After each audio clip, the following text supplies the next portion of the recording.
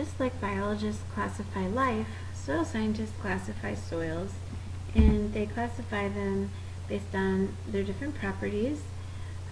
So we're going to look at a few pictures of different soil orders and then talk about what makes, what are the different orders that exist. So one example, the state, many of you may not know this, but each state has a state soil. The state soil for the state of Arizona is Casa Grande. And you can see the state soil here if you're looking at it from the surface. And this is a profile of Casa Grande soil. The soil on the left here is a profile of soil in Iowa. You can see it looks very different from the Arizona soil. It has this very rich topsoil layer and a V horizon that's very deep. And then if we look at this picture here where they've dug a hole, this is soil in Alaska. This is in a fairly wet part of Alaska, and this soil is also darker than Arizona soil, but not quite as well developed as that soil in Iowa. And that's just simply because this soil is frozen more for a longer part of the year than the soil in Iowa, and it has less time to develop and less time for decomposition. So if you could scoop up that top layer of soil in Iowa, you get this lovely rich layer with lots of organic matter. This is topsoil, so that A horizon, and it is some of the best agricultural soil in the world.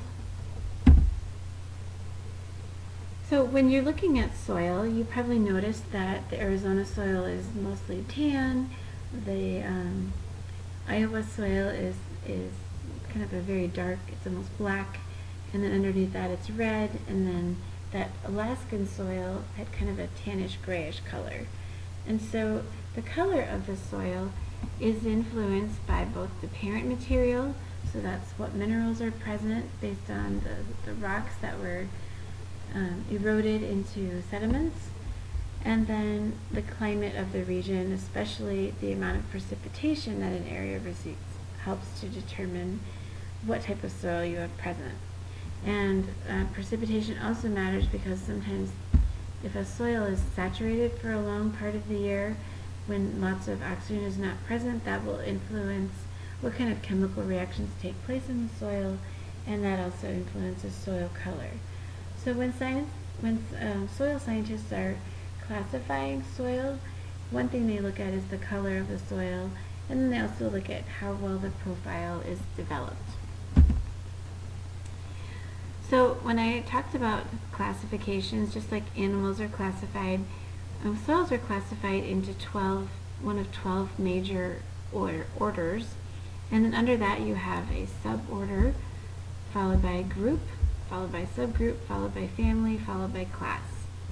And there are hundreds of different classes within an order, and so that's how you get a wide range of soils. So for example, the Arizona state soil we said is the Casa Grande soil, pictured on the second slide. It's in the Aridocele order, and then you can see some more information about it. The surface layer of this Casa Grande soil is light brown. It's saline sodic and a fine sandy loam, so it has some saline in it, so salt. The subsoil layer, the B horizon, the upper part of it is reddish brown, and then the lower part of it is a light reddish brown. And there's more, you get more clay as you get further down through the profile, because that clay can get kind of leached down with the nutrients.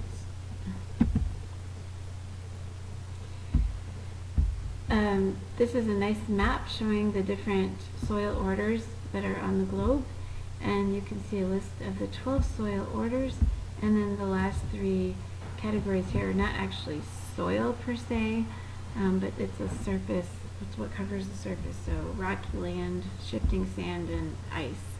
So those are not soils, but they're a surface cover.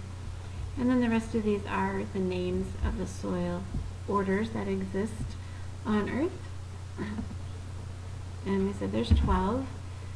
So the two that you need to be most aware of, I will discuss briefly. The first one is mollisols. Mollisols are important because they are the best agricultural soil that exists on Earth. And these soils can be found in temperate grassland regions. They are pretty dark in the top layers because they have so much organic matter from plant life that's decomposing. The A horizon, which is that topsoil layer, is deep, and it retains a lot of minerals and humus because the precipitation levels are just right. So they don't get too much precipitation that it causes excess leaching. Like, for example, in tropical rainforests, there's so much rainfall that it can cause excessive leaching, and so a lot of the minerals get washed out of the topsoil layer into that B horizon. But in the mollisols, you have just the right amount of precipitation such that a lot of the minerals and humus are retained in the A horizon. So mollisols are found in the Midwestern United States, so Iowa, for example, the temperate areas of Russia, the Ukraine, and Mongolia, and also in the grassy plains of Argentina. And these are all agricultural areas also.